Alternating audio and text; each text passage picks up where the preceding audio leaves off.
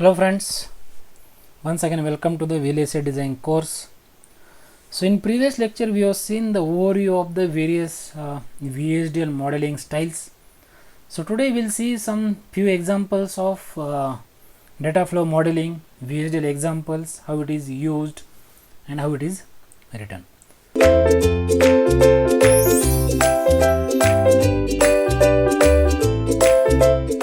So let us start with the data flow modeling with VHDL examples. So as earlier we have defined, data flow modeling represents a concurrent statement execution. So whatever the statements or assignments defined in the data flow modeling, all are of type concurrent. So let us take an example 1. We are defining a few gate, for example AND gate. So entity with entity name is port, signal names X, Y are of type in and data type bit. Then Z we are taking as out with data type of bit. Then end with the entity name. Then it start with the architecture with architecture name, data flow modeling style of AND1 with entity name AND1 is, then begin. So here there is no internal signal declaration, so we skip this. Then start with the begin keyword. Then output Z, signal assignment X and Y. So this is called the direct execution. Parallel execution happens, so it is a comes under the data flow modeling. So this is the example of the AND gate. Similarly we are taking example of OR gate. So as I said in our earlier lecture, data flow modeling uses the all the operators. So it may be AND, OR, XOR, NOR, or maybe arithmetic operators, addition, subtraction. So all these comes under this data flow modeling. So here if you see, we are using directly operators. Here again one more example with the OR gate. Another one example with the XOR gate with a keyword of XOR. Other parameters we are keeping exactly same. Now this is something another one example we are taking under the data flow.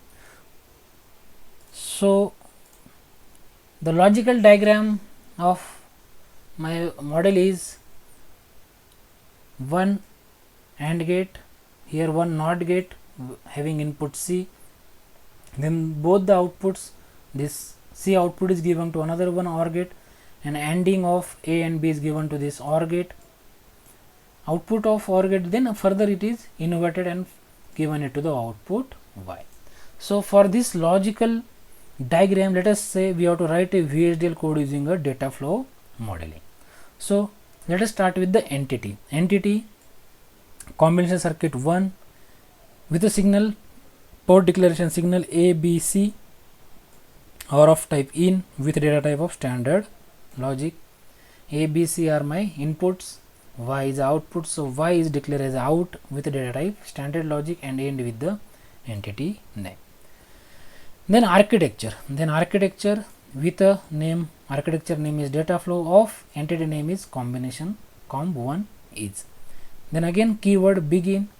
Now we are defining output Y with a signal assignment. Y has a signal assignment. Okay, now we will define its three components or 3 or 4 major elements. So first ending we are doing A and B.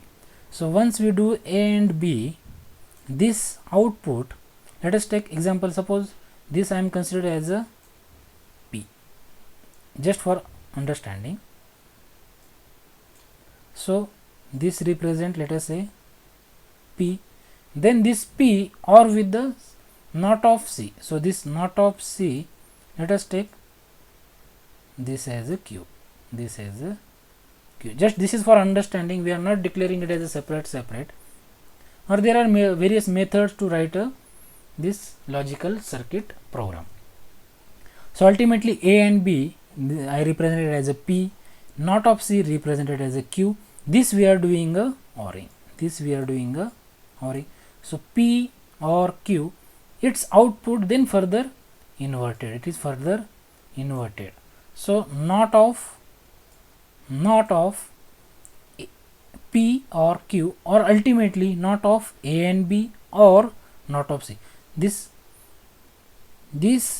represent the complete implementation of this logical circuit. So this is very simple example I have taken just to understand the data flow modeling. Again, there are various ways to write the same logical expression using different methods. We can write, for example, separately AND gate, P is equal to P signal assignment A and B, then Q signal assignment not of C, then combinedly another one signal, if you take P Q R is equal to P or C, P or Q, then this directly Y we can write Y is equal to not of R. So there are various methods to write a VHDL program and its implementation using a logical various methods. So this is very simple modeling style. We have covered 2-3 examples. Try to understand the VHDL data flow modeling. Thank you.